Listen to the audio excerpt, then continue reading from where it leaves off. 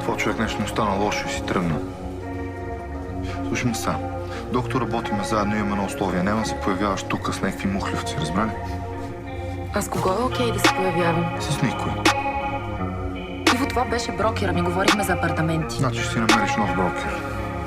Брокерка. Което е мое, не се пипа, няма да ти сипя моя, направо ще те съсипя. Ежедневието стори, след стори се изрежда. Дано сте толкова щастливи, колкото изглеждах. Не съпъхте като катър, видиш ли ме, викай сърце, трябваше да задобрееш, а аз започнах добър. Летя на високо, на ниско не ми се слиза и ризата ми струва колкото портрет на Мона Лиза. Но нали за това кутнеем, богато да живеем, когато шампанско леем, простовато да се смеем. Ще успеем да се слеем и с хай лайфа.